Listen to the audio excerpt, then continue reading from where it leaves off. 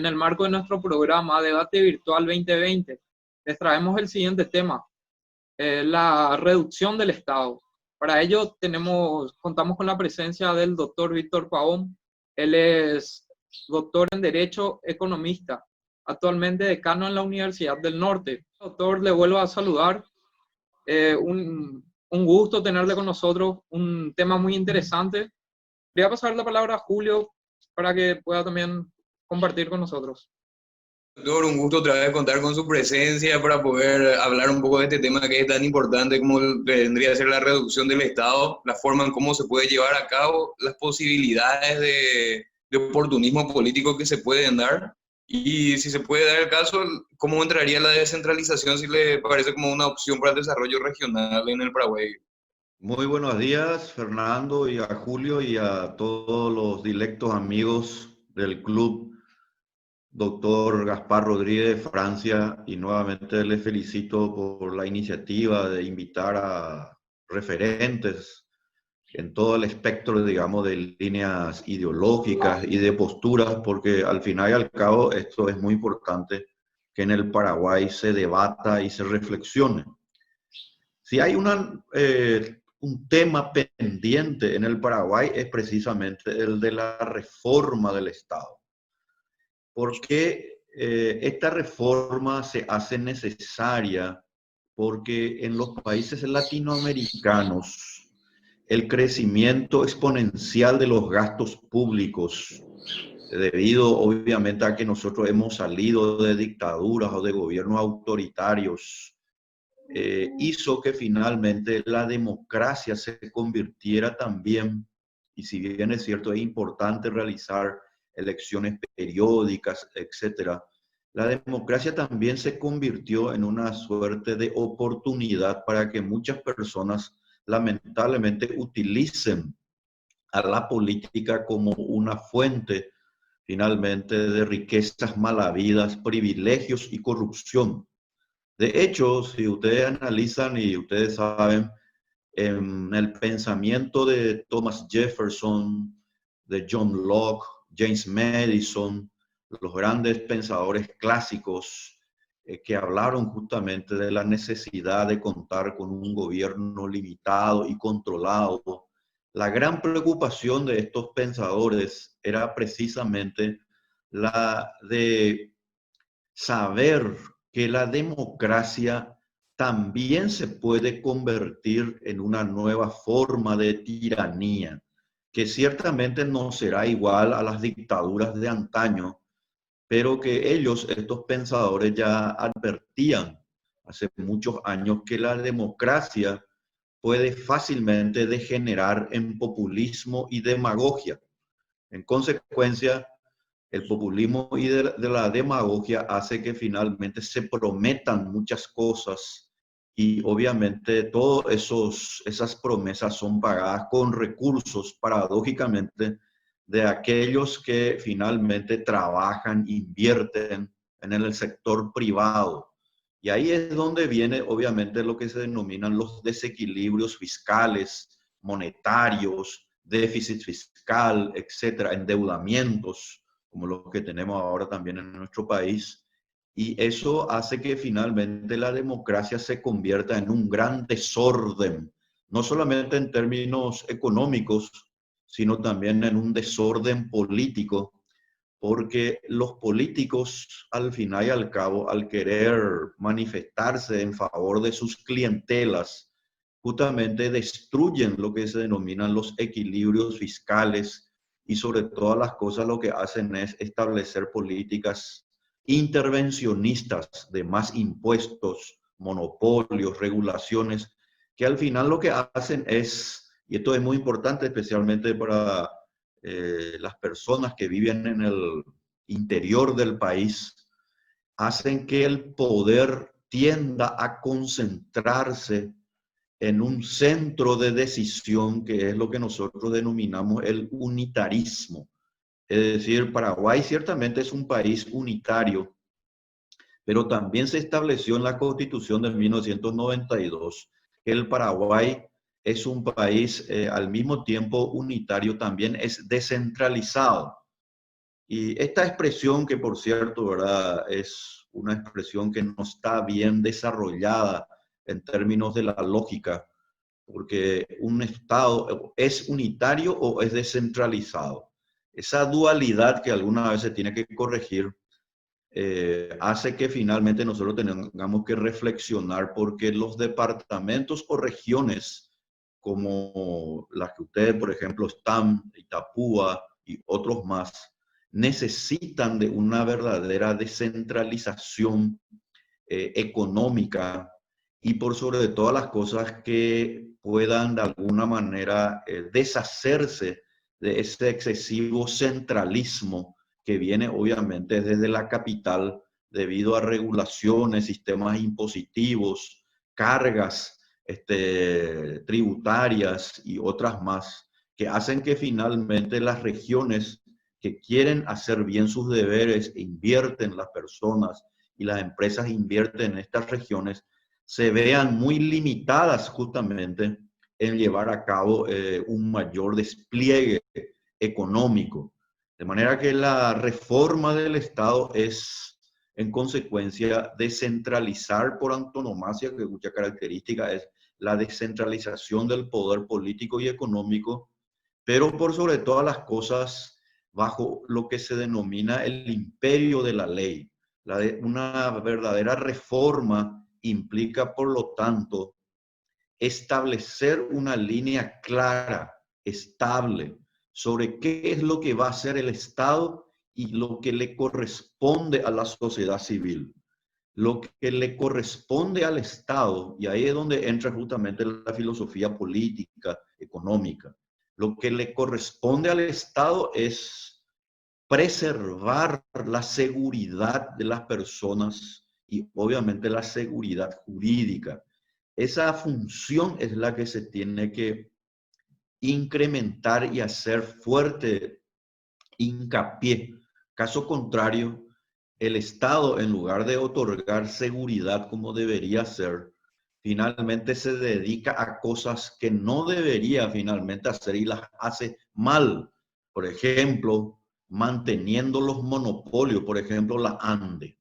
La ANDE, a través de nuestro sistema eléctrico, se convierte ahora mismo en un monopolio que incluso imposibilita que muchas empresas puedan colocarse, establecerse en muchas zonas de nuestro país, debido a que no pueden mantener la tensión eléctrica correspondiente, porque las líneas de transmisión, las líneas de distribución están monopolizadas por el Estado y no permiten lo que se denomina la participación del sector privado, dado que ello, por supuesto, le haría perder justamente ese poder monopólico y de privilegios que contiene, por ejemplo, la ANDE. Señalo nomás ese punto porque es importante, porque la electricidad es un activo estratégico en el Paraguay, para que vean ustedes que como una reforma del Estado no es solamente bajar los salarios y que todos, por ejemplo, ganen menos que el presidente de la República, o sea, la suma de 37 millones de guaraníes, lo cual no es que esté mal, pero bajar los salarios, terminar con los viáticos, los combustibles y todos esos gastos superfluos, no es una reforma, es una transformación importante, una renovación que no se puede obviamente dejar de aplaudir en el sentido de que es un avance. Y si hay algo que el coronavirus trajo de bueno para el Paraguay, aunque parezca paradójico, es precisamente que esto nos está llevando a la posibilidad de hacer estas transformaciones. De manera que hay que ver bien, por ejemplo, que estas llamadas reforma del Estado al final no termine en lo que se denomina una simple renovación en ciertos sectores, como le había dicho, reducción de los combustibles, reducción en los viáticos, incluso oficinas, lo cual, insisto, está muy bien.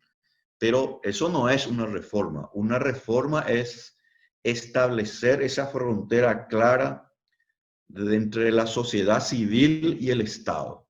Y obviamente eso requiere un componente político y un componente económico. Y en el Paraguay, dada nuestra ingente cantidad de gente joven, niños especialmente, ¿verdad? Requiere de lo que se denomina también una cuestión educativa. O sea, si vamos a hacer una reforma, pues tenemos que hablar en consecuencia de la parte política, económica y educativa. En la parte política, vuelvo a insistir, se tiene que dar mayor participación a los agentes políticos que están dentro de las regiones. Por ejemplo, hoy mismo el gobernador y los diputados prácticamente no tienen razón de ser, no porque Exactamente. no sean, perdón, adelante. No, no, y eso es lo que Hoy, te iba a decir. Muchas de las cuestiones que atañen a eso es que el gobernador y los diputados hoy en día son bastante superfluas de su función, y ni que hablar de los concejales departamentales que no tienen una función clara. Y son gastos que se dan, que no se retribuyen al público, que si se utiliza bien, vendría a ser para el desarrollo regional de esas secciones, pero hoy en día, como usted dice bien, doctor, no está bien delimitada la ley, y tampoco no hay un proceso de socialización en las universidades y colegios como para que se pueda adaptar a la realidad la letra que tan linda se escribe en los documentos.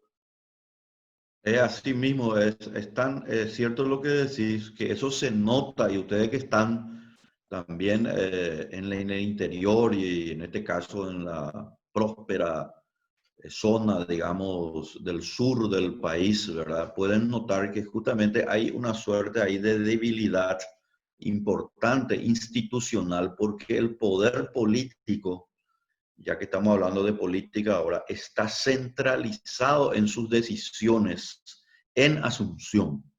Y obviamente el gobernador o el diputado que quiera hacer, por ejemplo, un puente en el interior va a requerir, y de hecho requiere, de la partida presupuestaria que se dispone en Asunción. En consecuencia, ¿verdad? Ese diputado, ese concejal, tiene, como se denomina, poca maniobrabilidad, porque los recursos con los que puede contar requieren a su vez de lo que se denomina la autorización previa del centralismo que hoy tenemos. Lo cual hay una crítica allí donde algunos dicen que es mejor que sea así, porque si se le dejara a la gente del interior, digamos, disponer de los recursos, eso podría ser peor. Yo creo que esa es una crítica equivocada que no se corresponde con la realidad. Lo que yo creo, y yo soy un adepto a la descentralización, porque creo que las regiones y los departamentos deberían tener mayor independencia y sobre todo la palabra es autonomía, autonomía administrativa, ¿verdad? Para poder disponer de sus recursos y de esa manera los pueblos, las ciudades, la gente de estas regiones van a tener también lo que se denomina una mayor participación y control por sus respectivas autoridades locales. Y eso va a ser muy bueno porque las regiones, lo que para nosotros son los departamentos, van a disputarse entre sí por las inversiones que tiene el Paraguay y también el entorno internacional.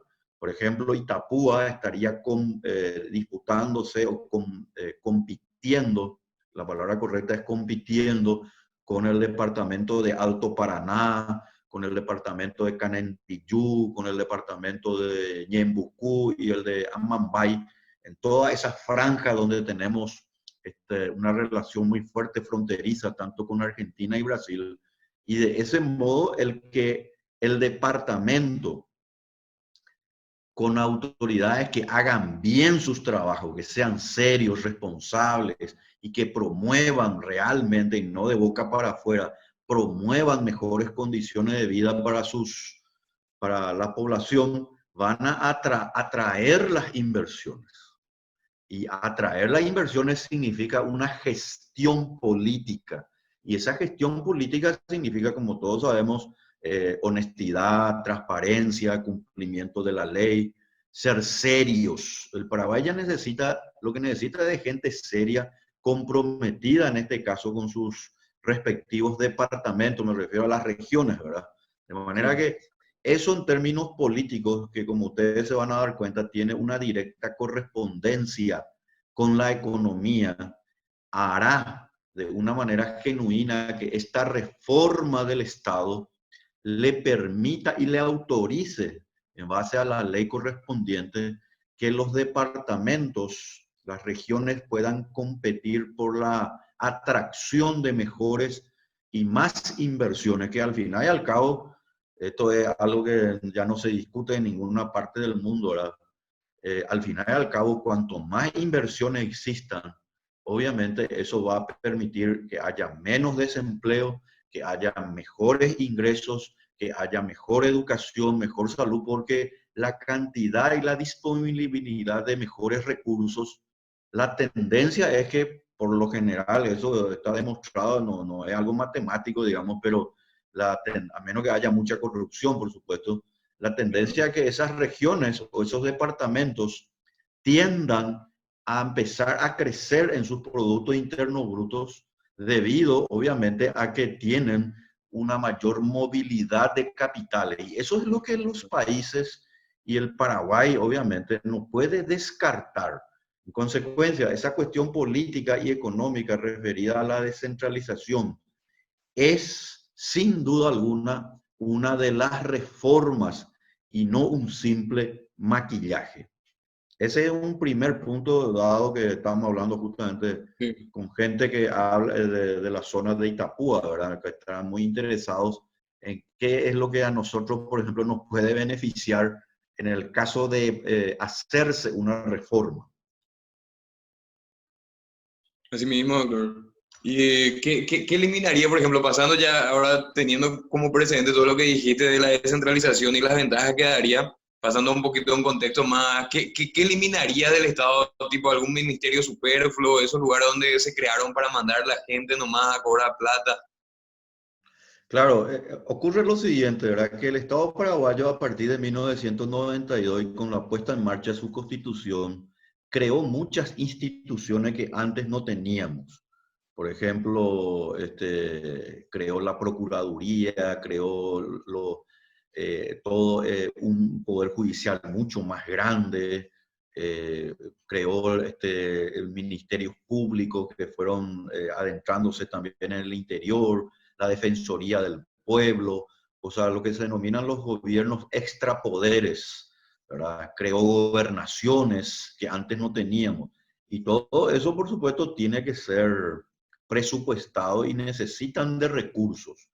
Pero nosotros llegamos a un punto en la que finalmente estos organismos que vienen también de parte de ministerios fueron mucho más allá y se convirtieron en apéndice más bien de los intereses de los grupos de presión, llámense los partidos políticos y los políticos, que en lugar de colocar allí a la mejor gente preparada, lo que hizo es que hagamos aparecer en el escenario político un extremo prebendarismo tan grande, este prebendarismo, ¿verdad? Que finalmente lo que hizo es que mucha gente ingrese al Estado sin la debida preparación y obviamente sin el debido espíritu de servicio público, porque esa es una diferencia que hay que tomar en cuenta. Consecuencia, ¿qué es lo que hay que hacer? Y directamente hay que darle más poder a los departamentos para que finalmente el gobernador de ese departamento y sus consejos respectivos y las municipalidades correspondientes a ese departamento puedan disponer con mayor autonomía de sus recursos. Ahora, esto puede significar, digamos, una suerte de riesgo si eso no es llevado, digamos, a través también de una participación ciudadana mucho más reflexiva y crítica, como la que, por ejemplo, ustedes tienen, que de hecho ya se constituyen y están llevando a cabo, digamos, un grupo de jóvenes como ustedes, son una suerte de referente de opinión y que debe ser tomado en cuenta, por ejemplo, especialmente en el departamento de Itapúa, ¿verdad? En consecuencia, allí hay muchos ministerios, por ejemplo, que hay que empezar, como se dice, a cortar algunos recursos con los que cuentan y que finalmente, por ejemplo, ministerios, por ejemplo, que tienen que ver con el propio Ministerio de Hacienda, que ha calado muy hondo último momento, ¿verdad? La CEPRELAT y estas organizaciones, cuyo efecto, hay que ser sincero, viene mucho también por el tema del control del lavado de dinero, se están extralimitando en sus funciones. Y a mi modo de ver, eso lo único que hace es finalmente ahuyentar muchas disponibilidades de capitales que podrían venir al Paraguay. Pero el problema grave en realidad es de la reforma en cuanto a la descentralización, es que hay que desligarse del poder de asunción. Y para desligarse del poder de la capital habría que hacer algunos retoques en las leyes mismas y sobre todas las cosas, diría yo, algunas modificaciones que ya incluso podrían llegar a las cuestiones de enmienda y de reforma de carácter constitucional. O sea, hay algunas cuestiones administrativas que se podrían hacer por ley, pero otras, hay que ser sinceros, se tendrán que hacer en su momento, ya, pero ya de mucho más de fondo incluso, ¿verdad? Que serían ya una cuestión de carácter constitucional, por ejemplo, como la y que yo tengo en mi proyecto justamente de reforma constitucional, que los departamentos puedan crear y disponer en una porción determinada de sus propios impuestos. Por ejemplo, supongamos que Itapúa, por ejemplo, el IVA, que es el 10%, como todos sabemos en el Paraguay, está entre el 5 y el 10%, a Itapúa, por ejemplo, diga, nosotros queremos que en Itapúa vengan mayores inversiones y le ofrecemos a todas las inversiones de las zonas aledañas allí de Argentina y Brasil un IVA del 5% por un plazo de 3 años a todas las inversiones que vengan a radicarse, por ejemplo, en Itapúa. Vamos a suponer que eso pueda darse, ¿verdad? Que se puede dar, de hecho, pero ahora mismo no se puede. No se puede porque, claro, porque hay una cuestión, como le estaba diciendo, que ya es una reforma más de fondo, pero eso no implica que ahora mismo nosotros ya no empecemos a reflexionar, porque eso se viene sí o sí. En un momento dado, los departamentos, digamos, que están creciendo y están haciendo, digamos, y se nota que hay mayor cantidad de inversiones en relación incluso a lo que tiene el Departamento Central y Asunción, van a requerir de esa genuina descentralización. Porque si no, pues es como que quedan atados a una pesa, a un lastre, que no les deja movilizarse como debiera, ¿verdad? Es como un atleta que al final vos no le da el campeón para poder correr el maratón, ¿verdad? Va a tener, sigue corriendo descalzo, pero imagínate vos si tuviera un buen calzado, ¿verdad? No, es más, para nosotros es como tener un grillete. Es como tener un grillete y correr con un grillete. Exactamente, es como un grillete, así mismo, tenés toda la razón. Entonces eso te permite movilizar, pero no te permite buscar lo que se denomina esa mayor optimización de los recursos, la eficiencia y la eficacia. Por lo tanto, en una escala del 0 al 10, si nosotros hiciéramos una curva, ¿verdad? Probablemente estos departamentos que hemos citado anteriormente, probablemente en lugar de estar en 7, 8 en su nivel de producción, productividad, etcétera, etcétera, hoy mismo están en el 3,5, apenas llegando al 4, ¿verdad? Cuando que en realidad, si nosotros tomamos en cuenta sus recursos humanos, sus inversiones, en la producción agrícola, los commodities, ¿verdad? Etcétera, etcétera, nosotros fácilmente podríamos lograr en menos de un año que ese aumento, ¿verdad? De la calidad de vida, incluso, ¿verdad? Que tiene repercusión en la calidad de vida, se está en un nivel de 7, 8, en esa escala del 0 al 10, ¿verdad? Y esto no es una conjetura que uno lo dice por decirlo sin fundamento, sino que sencillamente lo que hoy sabemos es que este estado que hoy tenemos requiere ser reformulado, pero no para dejar de lado al Estado en el sentido de que sea garante siempre de la seguridad, Claro. por supuesto, ¿verdad? Donde tiene que haber una policía nacional. Fíjense que ese es un tema interesante también que sirve para la reflexión, ¿verdad? Por ejemplo, el tema de la seguridad es un tema muy delicado donde hay que tomar en cuenta que ahí se abre un debate, digamos, que tiene dos aristas, ¿verdad? Una es si tenemos todavía una policía nacional o vamos a tener una policía nacional y también una policía departamental. Esos Como en el son, Brasil. como se usa en el Brasil, se usa, por ejemplo, en otros países que ya tienen carácter de ser federales. Estados Ahí pues Unidos. está Estados Unidos, tiene Argentina, ¿verdad? Etcétera, ¿verdad? Entonces, esa es una cuestión que hay que reflexionar y no se puede descartar ahí lo que el gran pensador Montesquieu nos decía ya en su libro, en sus varias obras, que las leyes no pueden ser imitadas y traídas nomás así desde afuera, Totalmente. porque Totalmente. hay que siempre analizar los contextos históricos y culturales. O sea, un país como el nuestro, que desde el vamos, desde 1811, ¿verdad? A la fecha, ¿verdad? Se ha caracterizado por su excesivo centralismo. Empezar, por ejemplo, a hacer que en la cuestión de seguridad, estoy hablando, ¿verdad? Se Sí. convierta en una alternativa de posibilidad de centralización. Habría que analizarlo porque nos forma parte, digamos, justamente de ese contexto histórico y cultural.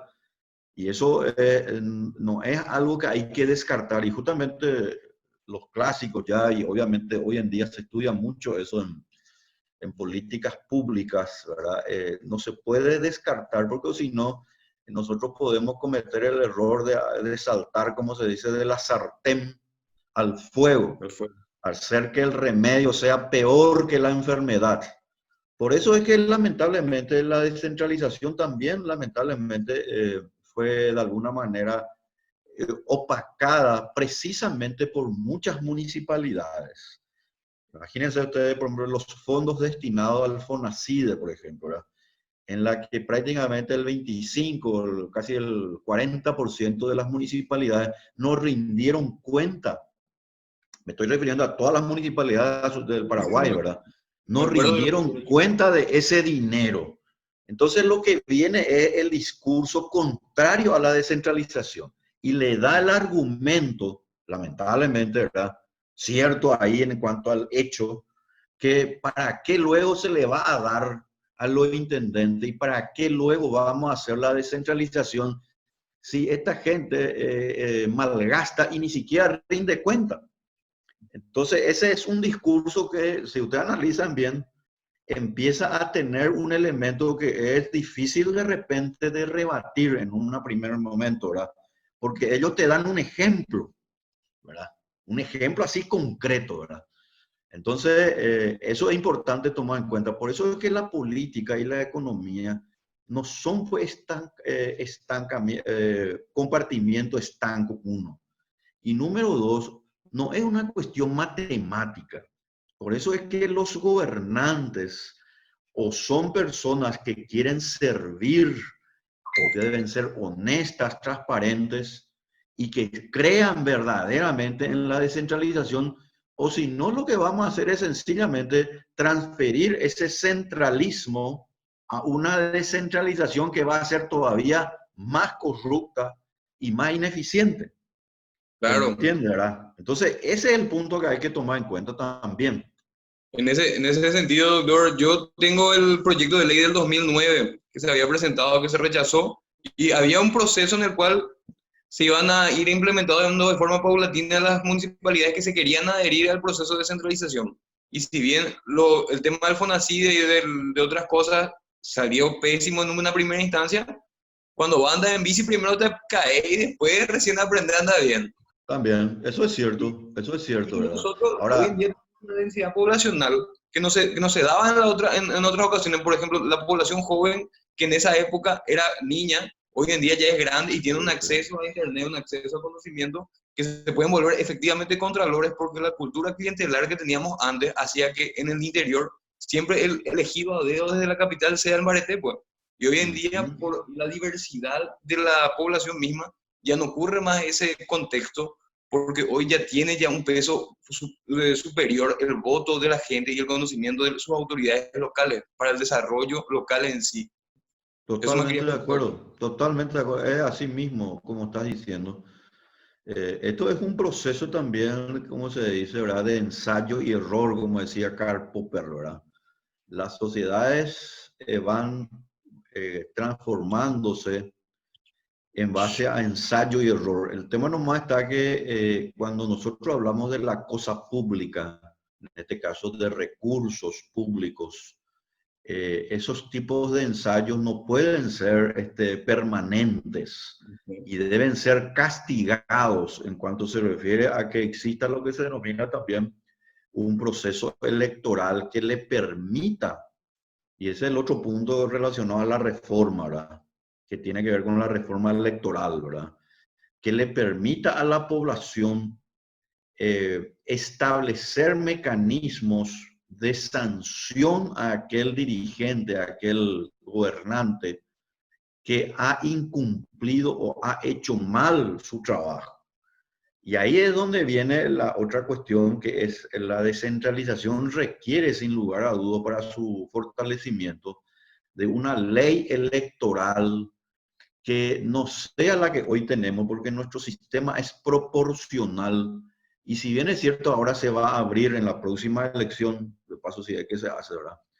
En la próxima elección va a haber lo que se denomina un cambio en el cual las personas van a poder modificar y elegir a uno de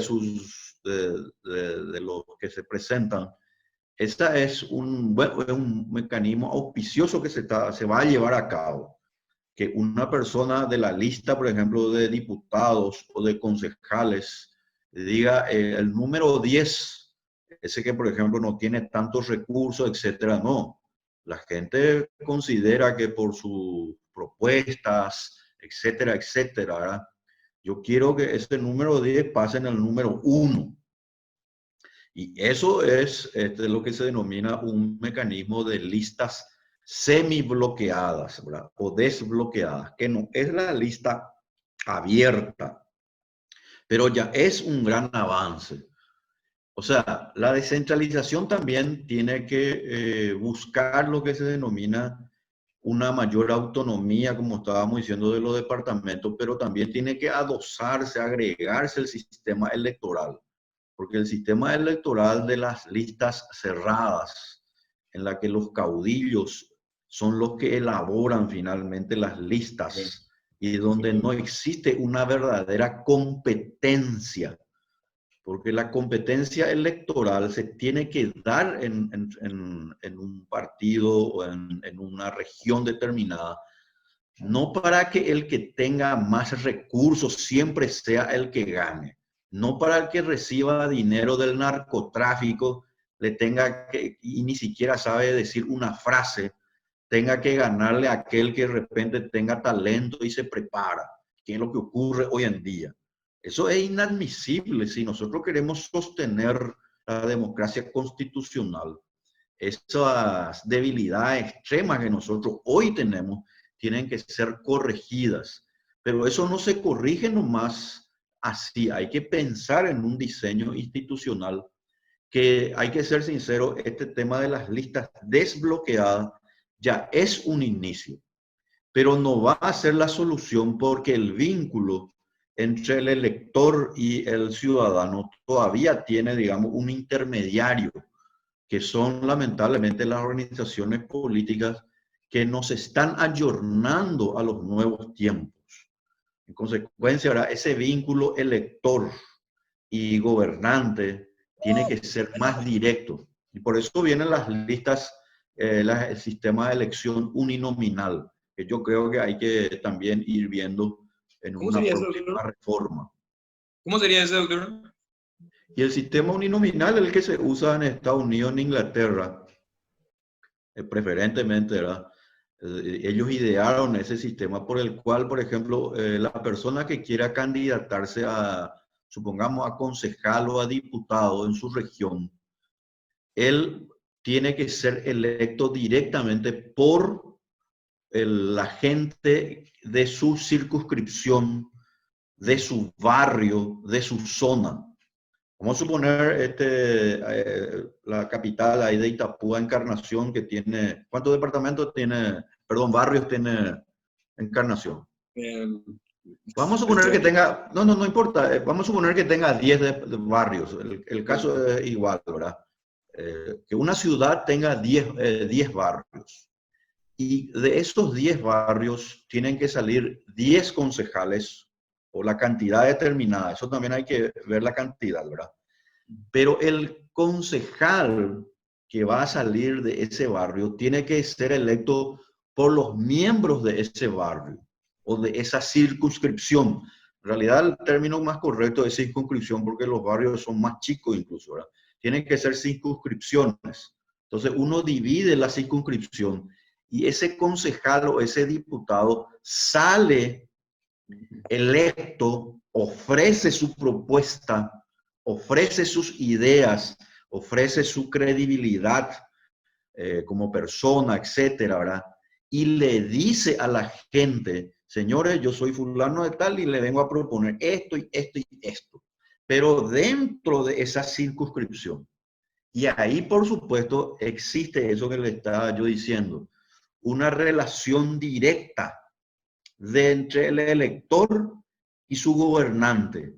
Porque este gobernante que prometió y dijo que haría tal cosa para este electorado, va a tener que hacerlo en gran medida, porque si incumpliera en gran parte o medianamente, este electorado no le va a perdonar lo que vino a decir, pero que ahora, por este sistema que yo le estoy mencionando, no va a poder decir nomás, como ya estamos hoy en día acostumbrados, cualquier cosa.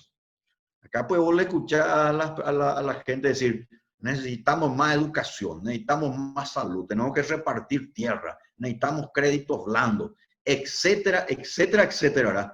Pero nadie dice cómo va a lograr eso. Porque todos queremos una mejor educación, mejor salud, todos queremos más puestos de trabajo, etcétera, etcétera. Pero la pregunta es el cómo. Y ahí en el cómo, en el sistema uninominal que le estoy mencionando, le permite que la persona tenga lo que se denomina una directa relación con la gente. O sea, con sus compueblanos, con la gente que está ahí.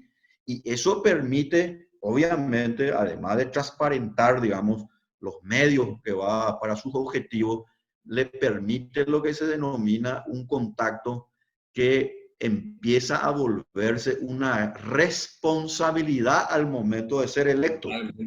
Porque si ustedes, por ejemplo, nosotros le elegimos a Fernando, por ejemplo, para nuestro concejal en la circunscripción A de Encarnación, pongamos un ejemplo, ¿verdad?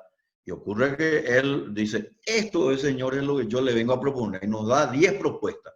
Y resulta ser que a un mes, pasan 2 meses, 3 meses, no hace nada, no dice nada, pues nosotros, lo que le escuchamos y le filmamos hoy en día, de paso también, lo que él vino a decirnos en nuestras casas, en nuestra cooperativa, en lo que sea, ¿verdad? Lo dijo en un acto público, pues le tenemos que empezar a señalar. Claro. Y eso va a hacer que esa persona, obviamente, se percate que no va a tener nomás, como ahora ocurre, un campo abierto para hacer lo que él quiera e incluso disponer de un dinero que antes no tenía. Porque no puede ser porque ese hijo del vecino que antes se paseaba en una moto ahí en su barrio, resulta ser que es electo concejal y diputado y resulta ser que en menos de un año vos le den una 4x4, por ejemplo, una Toyota. Hay algo ahí que no está bien, ¿verdad? ¿Qué pasa? Eso solamente, y pasa, por supuesto que pasa, ¿verdad? Entonces, ¿cuál es la forma de evitar eso? Una forma de evitar este sistema que yo le estoy señalando. Doctor, te quiero hacer una acotación. Nosotros con el club, hace poco estábamos difundiendo un video que hicimos con los miembros, en donde le exhortamos a los diputados y a todas las autoridades oriundas de Itapúa a que puedan usar el club como un medio para difundir sus ideas, los proyectos que ellos presentan en el Congreso y los proyectos de ley de alcance nacional y cómo afectan a Itapúa. Y eso nosotros, vuelvo a reiterar que queremos crear ese espacio para justamente, como vos decís, fungir no solamente nosotros de contralores del pueblo, sino la academia en sí, porque la academia tiene que ser la voz de cómo llevar a cabo las cosas, porque para eso le mandamos a estudiar a nuestros jóvenes, para que se profesionalicen, para hacer más fácil el progreso y el desarrollo del país. Así mismo, tienen que hacerlo, por supuesto. Eso es una actividad sana, es una actividad que todos nosotros tenemos que practicar, porque ocurre que nuestro sistema educativo descontó y relegó lo que se llama la educación cívica, ¿verdad? Consecuencia, ¿verdad? Todos nosotros, los que tenemos, digamos, más edad o los que tienen menor edad, y especialmente diría yo, los jóvenes, tienen que involucrarse de manera que todos vayamos aprendiendo a lo que se denomina la gimnasia de la democracia constitucional que ha sido concebida precisamente para que el Estado sea garante de la seguridad, pero también para que las sociedades no caigan en libertinaje. Porque ese fue el problema que nosotros estamos teniendo también en Paraguay. Que acá hasta los mismos políticos creen que disponer de los recursos de la gente se puede hacer con absoluta liviandad y que no hay necesidad de contraprestación por el uso, por ejemplo, de los impuestos. Ahora ni siquiera las plazas de las calles, ni las calles mismas están en disposición. Me refiero a una actividad directa como son las municipalidades, ¿verdad? Donde la relación justamente debería ser mucho más, de hecho es mucho más directa, pero no se hace ni tan siquiera eso, ¿verdad? La recolección de basura, por ejemplo, que es algo tan básico en cualquier sociedad organizada, no se cumple con los rigores de calidad. En consecuencia, ¿verdad? Cuando hablamos nosotros de una reforma, nosotros no podemos hablar solamente de lo que se denomina los viáticos, los combustibles, reducir los salarios, hacer que haya menos ministerios, por ejemplo, que el Ministerio de Hacienda pueda tener, en vez sean absolutamente dependientes, por ejemplo, la Subsecretaría de Estado de Tributación y todas estas cuestiones, digamos que no es que estén mal. Yo creo que eso, insisto, no es que estén mal, no es un mal inicio, al contrario, está bien. Pero si nosotros vamos a quedarnos ahí nomás, pues sencillamente, y eso es lo que voy a explicar, y si ustedes leen ahora este domingo en el diario ABC, voy a explicar esa cuestión de lo que es una verdadera reforma en el sentido que estamos hablando aquí, ¿verdad? Pero lo que también podría ser un simple maquillaje, ¿verdad? Este tema, por supuesto, no se puede limitar a un encuentro conversatorio como el que tenemos, porque hay mucha tela por cortar, ni tampoco a un artículo que muchas veces no es lo suficientemente extenso. Pero sí es necesario que la gente, y especialmente los jóvenes, se involucran en esta tarea de la reformulación de la actividad del Estado en un país como el nuestro, como Paraguay, donde el despilfarro, el mal gasto, es tan grande y apenas es la punta del iceberg, digamos, ese 1.600 millones de dólares que ha sido estudiado últimamente por un banco internacional, que apenas es la punta del iceberg. 1.600 millones de dólares es demasiado alto de despilfarro. Es muy alto. ¿Anikim quería decir algo? Ayer le estuve escuchando a un conocido político economista y él hacía referencia a que para que esta situación se pueda sostener, el Paraguay tiene que seguir recurriendo a los préstamos. Eso no va. Sí. La charla de Santi Peña. Entonces, mira, esa es realmente una cuestión muy interesante desde el punto de vista de lo que se denomina qué es lo que vamos a hacer ahora. Sí. Ocurre que el mismo el endeudamiento del Paraguay prácticamente ya es del 25% del Producto Interno Bruto. O sea, eso significa que de cada 100 guaraníes que nosotros producimos en el Paraguay, 25 guaraníes ya se va al pago de las deudas. Y eso hay que sumarle los intereses. O sea que fácilmente nosotros ya podríamos estar en el 26, 27%. Eso para empezar. Pero ¿qué pasa ahora con este tema del coronavirus? Que ha parado toda la economía y estamos en lo que se denomina, ¿verdad?, ante un acontecimiento inédito en la historia, como hemos dicho en nuestro encuentro anterior, económico, ¿verdad? Porque el shock de la oferta y la demanda empiezan a encontrarse y no hay producción suficiente y como tampoco hay demanda suficiente en el sentido que cae la caída en el consumo, porque todas las personas están confinadas en sus casas, ¿verdad? Entonces, eso hace que la economía empiece a caer lentamente y puede llegar un momento que, fíjense, poner una suerte de un péndulo, ¿verdad? El péndulo se mueve, pero cuando se mueve cada vez más lento, puede hacer que finalmente ya no pueda hacer lo que se denomina la otra vuelta y finalmente el péndulo se quede. Y eso puede llegar a ocurrir, me estoy refiriendo no solamente a Paraguay, me estoy refiriendo al mundo. Y eso solamente se puede volver a mover ese péndulo de la economía, haciendo que la economía se vuelva a movilizar. Y ahí hay dos teorías. Por eso es muy importante analizar esto con detenimiento, ¿verdad? ¿Cómo vamos a hacer para volver a movilizar la economía? Y ahí hay dos teorías, y dos flechitas, vamos a decir, si pusiéramos en un pizarrón. La primera es una activa participación del Estado haciendo y poniendo dinero en el mercado. Y eso se hace a través del endeudamiento, se hace a través de políticas monetarias y fiscales.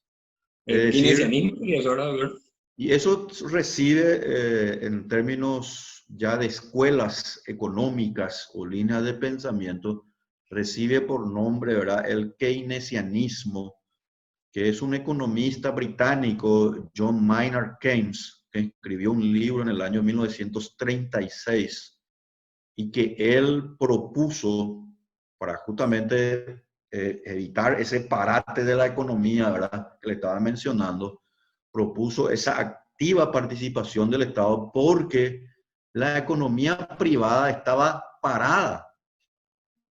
Entonces, ahí viene una escuela. Vamos a quedarnos ahí porque si no es muy larga esta parte, esta sección, pero digamos que esta sería como el título de la escuela, ¿verdad?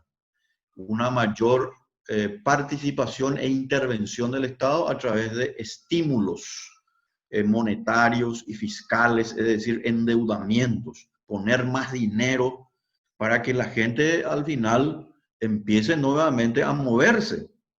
Pero esa es una cuestión que tiene muchas críticas. Y la otra, que es la que yo creo y yo sostengo, ¿verdad?, a la cual yo me adhiero, es que esas políticas antes señaladas no necesariamente son las que se deberían establecer porque en realidad la economía depende siempre de la movilidad del sector privado. Si vos le dejás al sector privado que prácticamente no se mueva como ocurre ahora, o como más o menos está ocurriendo, porque digamos que hay ciertos sectores que se mueven, la economía va a caerlo inexorablemente porque el factor de producción y trabajo no se están juntando entre sí. Porque el factor de producción, trabajo, está en sus casas. Y por lo tanto, ¿verdad?, no se puede movilizar con el capital. Por lo tanto, no va a haber lo que se denomina el circulante de dinero. Y eso se puede poner muy bien, un ejemplo, el pizzero, el sandwichero, la persona que tiene su pequeño negocio, hablemos de pequeños negocios nomás. Esa persona al no vender, al no comprar su producto para hacer su determinado producto, etcétera, ¿verdad? Lo que hace es que la economía empiece a caer como una suerte de en paracaídas, pero cae, va cayendo. Entonces, ¿qué es lo que hay que hacer? En lugar de endeudarnos más, ¿verdad? Que es una política que ellos entienden, creen que es así la correcta, ¿verdad? Nosotros tenemos que mirar un poco a los creadores de riqueza. ¿Quiénes son los creadores de riqueza? Los individuos y las empresas. Doña Juana, don Juan, por decirlo así, a las personas comunes y corrientes. Las empresas, ya que pueden ser de pequeño, mediano y gran porte. Ellos son, en el sector privado, los que movilizan la economía. En consecuencia, lo que hay que hacer es que este sector privado pueda tener seguridad de que moviéndose va a generar nuevamente ese movimiento de capitales e inversiones. El problema que nosotros tenemos es que acá apareció algo nunca antes visto, ¿verdad? Tenemos el tema del coronavirus. Pero si ustedes analizan bien el ejemplo, por ejemplo, de Corea del Sur y de Taiwán, también el ejemplo de Irlanda es interesante, ¿verdad? Van a ver que es cierto, se pueden aplicar ciertas políticas de expansión artificial del endeudamiento, pero no necesariamente en el rigor que ellos o aquí están queriendo aplicar. Se pueden hacer pequeños endeudamientos, por ejemplo, o subsidios para aquellos sectores momentáneamente, para aquellos sectores que realmente ahora mismo no tienen nada finalmente ni para comer, que son los sectores informales. Hasta ahí eso se puede hacer, incluso se puede bajar, por ejemplo, la tasa de interés del Banco Central para que los bancos puedan prestar dinero todavía a tasas de interés mucho más baratas. Todo eso se puede hacer, pero todo eso al final todo es cortoplacista. La realidad es que la economía, para poder sostenerse a mediano y a largo plazo y ser vigorosa esa economía, necesita indudablemente que el capital y el trabajo, los factores de producción antes citados, se conjuguen entre sí. Y eso solamente lo puede hacer el sector privado. Y cuando yo hablo del sector privado, estoy hablando de doña Juana, estoy hablando de don Luis, estoy hablando de la gente más común. Y por supuesto también estoy hablando de las grandes, pequeñas y grandes empresas, ¿verdad? ¿Y por qué? Y ahí viene la explicación, ¿verdad? Que es lo que no se puede, a mi modo de ver, rebatir. El Estado no tiene un solo guaraní, sin que antes le haya sacado previamente al sector privado. Claro. El lápiz, el borrador, la oficina, el salario del presidente, la escoba ahí del jornalero de la municipalidad, todo eso que ellos tienen es porque en un momento dado, a través del sistema impositivo, se les sacó al sector privado de una u otra manera. Entonces la pregunta que nos lleva a ese escenario que es, a mi modo de ver, irrebatible es ¿a quién nosotros tenemos que prestarle atención y no castigarle con más deudas? Y es lógico, al que hay que prestarle atención y no pisarle así como el ponerle la bota sobre el cuello. No tenemos que ponerle sobre el cuello esa bota a doña Juana, a don Luis o a las empresas o a los individuos, porque ellos necesitan trabajar y movilizarse. Y para ello, por supuesto, ¿verdad? Se tienen que hacer programas selectivos. No estoy diciendo que el lunes, por ejemplo, de hecho, este lunes va a continuar, ¿verdad? Pero no estoy diciendo que dentro de una semana, señores, se acabó esto y salgan nomás todos. Porque tenemos un problema real que es el tema del contagio. Problema en realidad, el problema real no es el contagio en sí mismo, el problema real es, y esto tiene que ver con lo que estamos hablando, el problema real es nuestro sistema de salud. Nosotros no disponemos ni llegamos, ni tan siquiera, y eso lo dijo el propio ministro Mazzoleni, nosotros ni llegamos a 500 camas para terapia intensiva en el Paraguay. Y la pregunta es cierto, no llegamos a 500 camas, pero ¿por qué no nos hacemos la siguiente pregunta? ¿Por qué no tenemos 2.000 o 3.000 camas? Y la respuesta es que se ha despilfarrado, malgastado, se ha ido a un barril sin fondo. El dinero de doña Juana, de don Luis, ¿verdad? Esa pobre gente que está pagando sus impuestos. Y ojo con este tema de pagar los impuestos, porque está el contribuyente de hecho y está el contribuyente de derecho. El contribuyente de derecho somos los que tenemos nuestra factura IVA, los que pagan el IRP, etcétera. Lo que podemos, y estamos ahí en Hacienda, ¿verdad? Controlado por el Big Brother. Pero el contribuyente de hecho, ¿quiénes son? Somos también nosotros los que estamos inscritos en el Ministerio de Hacienda, pero es también doña Juana, don Luis, que cuando ella prepara su empanada, o prepara o vende yuyo ahí en el mercado, ella también está pagando impuestos.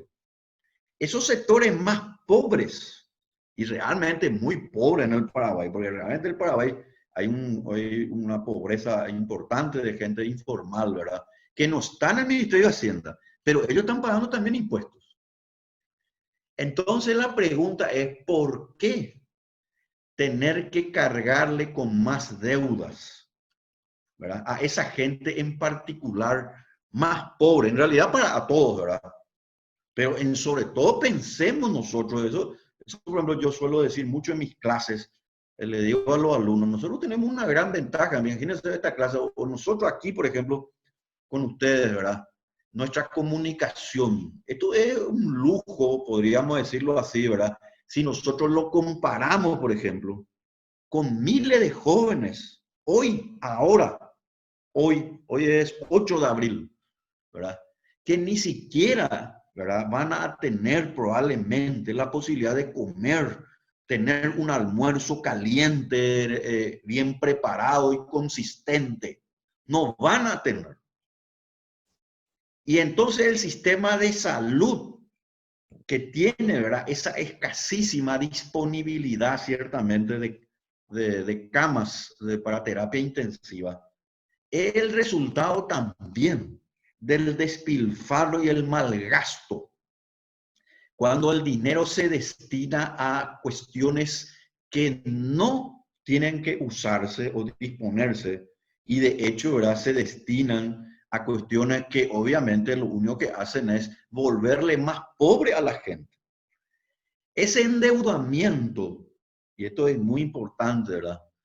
Que viene, ese despilfarro, ese malgasto, que no es solamente en 1.600 millones, hay que ir sumando todo eso, ¿verdad? Cae especialmente sobre la gente, sobre todo el sector privado, pero más sobre la gente más pobre, porque saca del circuito económico el capital. Y al sacar el capital, la gente tiene menos posibilidades de acceder a préstamos, de tener mejores implementos, etc. Y sobre todo, algo muy importante, que es algo ya hoy estudiado y que no hay necesidad, solamente en los países así subdesarrollados se sigue discutiendo, ¿verdad? Todo proceso económico y de mejoría en las condiciones de vida de las naciones requieren del ahorro previo. Y como una persona que sobrevive con 40.000, 30.000 al día y menos va a poder ahorrar, Imposible. ¿Por qué no le dejan ahorrar? Porque todo ese dinero que podría circular en la economía, ¿verdad? Lo que se denomina, lo que Hayek denominaba, ¿verdad? El amplio orden de cooperación social, donde se va moviendo a través de la división del trabajo, etcétera, ¿verdad? Cuando toda esa porción de dinero se destina en gran parte para un Estado ineficiente, malgastador y corrupto, pues es lógico que haya menos dinero y la gente no puede ahorrar. Esa es la explicación por el cual un trabajador, un obrero en los Estados Unidos o en Suiza gana 5 y 10 veces más que un trabajador u obrero de Paraguay o Bolivia o Ecuador. Esa es la explicación real, no ficticia y no así llevada a cabo por estos cantos de sirena populistas, ¿verdad? El ahorro previo, el capital, la inversión, es lo que hace que el trabajador y obrero en Estados Unidos, en Canadá, en Suiza, gane mucho más que uno que está en los países subdesarrollados. Por eso que yo siempre suelo poner ese ejemplo, ¿verdad? Y creo que, no sé si ya les comenté, pero para entender nomás, porque es una cuestión de la realidad, así concreta. Un paraguayo, ¿verdad? Que salió allá de los confines de Paraguay, que no sabía hablar inglés, que nunca se subió a un avión, nunca se fue a un aeropuerto, y que trabajaba haciendo changa, porque el tipo es muy inteligente, sabe plomería, sabe electricidad. Se sube al avión, ¿verdad? Baja en Nueva York. Y esta persona que ganaba, no ganaba ni siquiera acá 800.000 guaraníes mensuales, allá en Nueva York a las 48 horas gana 8 millones de guaraníes. ¿Por qué? Porque Donald Trump es más bueno que Marito. Porque la cantidad de inversiones y de ahorro que tiene ese país hace que el factor de producción, trabajo sea valorado. En consecuencia, la gente está dispuesta a pagar más por ese mismo trabajo y por esa misma persona que está acá.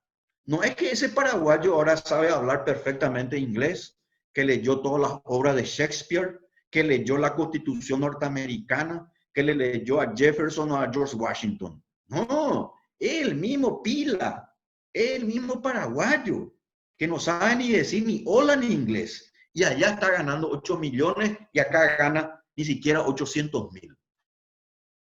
Y esa es la explicación económica. Esa es la explicación económica y política, ¿verdad? ¿Y por qué digo política?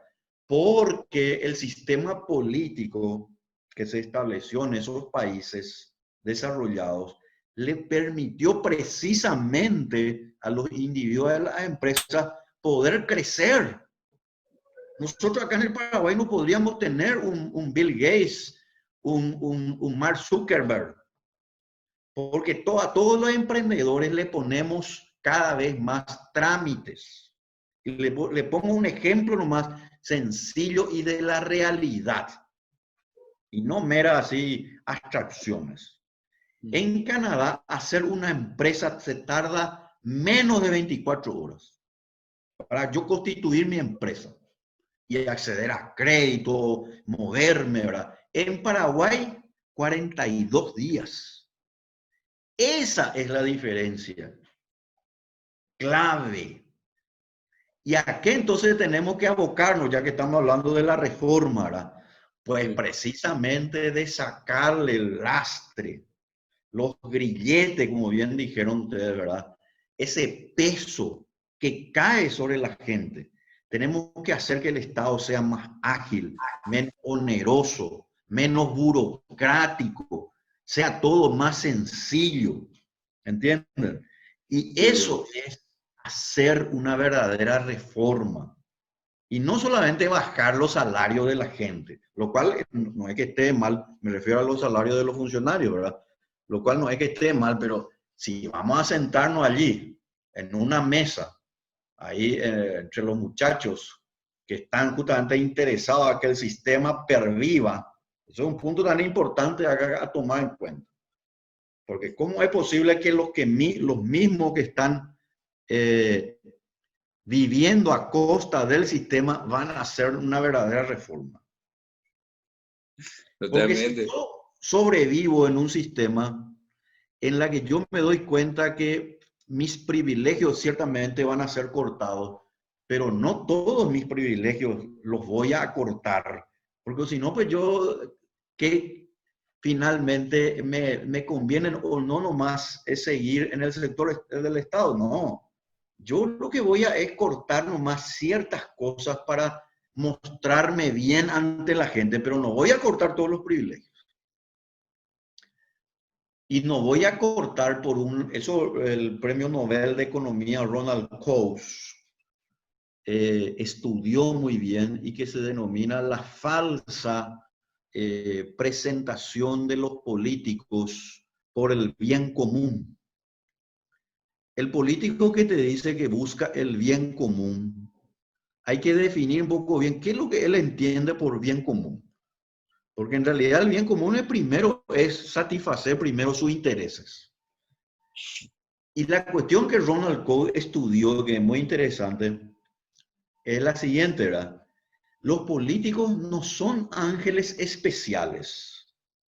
Los políticos son personas de carne y hueso que al ingresar al Estado buscan con mucho afán sencillamente ir creando cada vez más privilegios. Y eso sucede aquí y en Estados Unidos y en Suiza y en Inglaterra, donde ustedes crean. ¿Cuál es la diferencia? Pues precisamente las instituciones. Si las instituciones están hechas para controlar al poder, para transparentar al poder y para hacerle rendir cuenta, los políticos tienden, no es algo matemático, pero la tendencia es que los políticos tiendan a cuidarse de lo que hacen. En cambio, en los países como el nuestro, subdesarrollados, y por eso son subdesarrollados, ¿verdad? Cuando ellos pueden disponer, malgastar 1.600 millones de dólares como ahora ocurre, pues es muy sencillo. No hay contraprestación, no hay rendición de cuentas.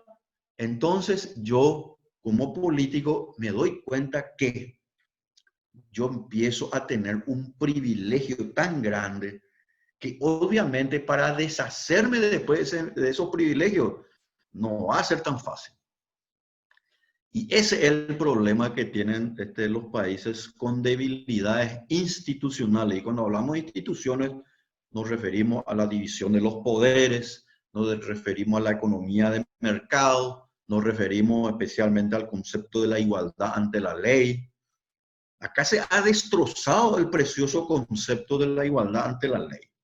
¿Cómo es posible que un político, además de tener ya un salario jugoso, tenga que disponer por sí y ante sí de viáticos y combustibles? Eso pues es inconcebible. Es lo mismo que una persona en el sector privado ahora se le ocurra en su barrio, ¿verdad? Agarra un rifle y recorre ahí la cuadra de su casa. Señores, quiero que todos ustedes me den acá 100.000 guaraníes porque yo me quiero ir de viaje la próxima semana. Es la misma cosa. Si ustedes analizan bien, en el fondo es la misma cosa. Porque esa persona, en realidad, que es una figura retórica, obviamente, pero en el fondo es la misma cosa. Está usando el poder, pero para sacarle a la gente, pero de una manera un poco con buenos modales nomás. En vez de irse con el rifle, se lo hace a través de los impuestos, las regulaciones, y ellos se autoasignan sueldos y privilegios, honorarios. Entonces la figura de esa persona que yo le dije que se va nomás con su escopeta, no es diferente a lo que ocurre. Cambia el poder. Ese es el problema de fondo. Y eso es lo que tiene que tratar la verdadera reforma del Estado. ¿Entienden? Porque si no, nosotros vamos a hablar de un maquillaje. Y el maquillaje pues es como el cosmético que se coloca, ¿verdad?, sobre la cara, pero que en realidad esconde la verdadera fisonomía de la cara. Y ese maquillaje es, además de ser ya demasiado costoso para la gente, en realidad le ha beneficiado demasiado tiempo a una minoría de gente. Y ahí viene el punto central, ¿verdad? ¿A qué minoría? Y lamentablemente a una minoría de gente que surge de los partidos políticos y de los movimientos. Y ahí nos viene a un tema fundamental, ¿verdad?, que es la reforma de los partidos políticos. La reforma de los partidos políticos es necesario en el Paraguay porque nosotros en nuestros partidos políticos hemos relegado, hemos dejado de lado el debate público. Esto que ustedes están haciendo, por ejemplo, es lo que los partidos políticos deberían hacer. Nosotros, doctor, Pero fíjense nomás, y termino con esto, ¿verdad? Imagínense que los partidos políticos reciben prácticamente al año 10 millones de dólares. Yo me pregunto, por ejemplo, si el club, doctor Fernando, el doctor Francia, recibiera, por ejemplo, $1 millón de dólares, por ejemplo, ¿verdad? ¿Cuántas cosas harían ustedes? Y hasta ahora no Por financiamos supuesto, espero que no sea para comprarse un nuevo vehículo, etcétera, ¿verdad? Y hasta ahora, doctor, a pulmón le metemos, doctor, a pulmón, y por eso te agradecemos a vos que nos abrís las puertas así para poder debatir estos temas, porque nos parecen importantes, pero de todo a pulmón mayormente, no tenemos presupuesto de ningún lado. Así es. Ya que tocaste esa parte, doctor, nosotros recibimos una petición de parte de un movimiento partidario para que organicemos un debate que fueron en unas elecciones juveniles.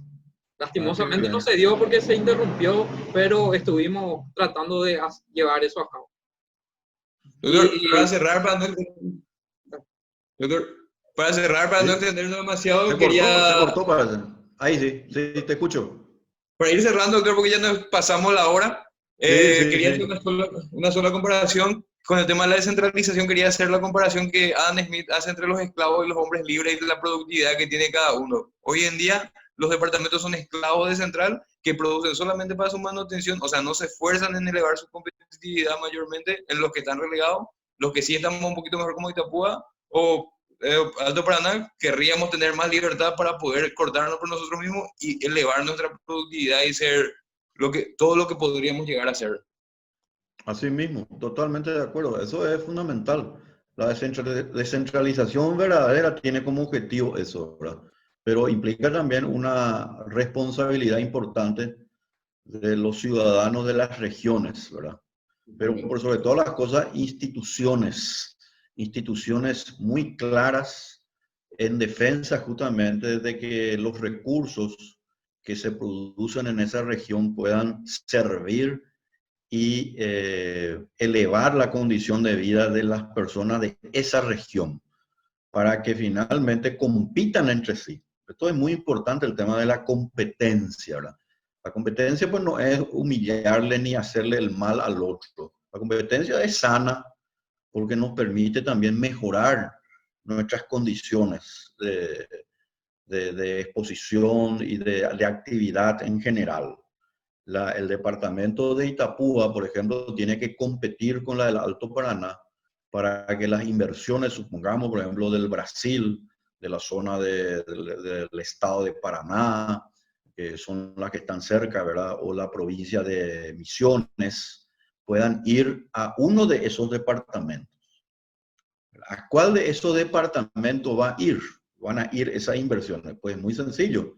Van a ir en los lugares, en los departamentos donde le ofrezcan seguridad en primer lugar.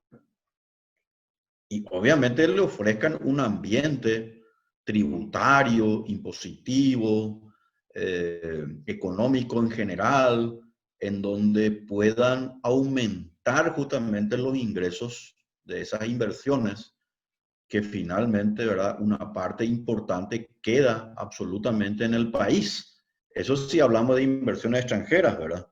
Y si son inversiones locales, por supuesto, ¿verdad? Pero todo el efecto multiplicador es innegable. Significa mejores salarios, significa mejores puestos de trabajo, significa mejores rutas, mejores calles, pero eso requiere a su vez de ese mecanismo institucional que en el Paraguay no está bien desarrollado en cuanto a su exposición académica y sobre todas las cosas no se está promocionando en su debida forma, y en este caso estamos dejando de lado justamente lo que más le convendría a todo el país. Muchísimas gracias, doctor. No sé si alguien quiere cerrar con algo. No, nada más que agradecer, nomás esperar que alguna vez podamos tenerle en persona y comentarle a las personas que nos están viendo que luego vamos a estar subiendo un video con mayor calidad para que puedan escuchar. Perfecto, muchas gracias, le agradezco a todos ustedes y estamos a las órdenes para seguir un poco hablando de los temas que hacen finalmente a los intereses de nuestro país y especialmente de su gente en el Paraguay, que tanto necesita justamente mejorar sus condiciones de vida. Muchas gracias a todos y nos vemos pronto. Muchas gracias. Gracias. Ajá.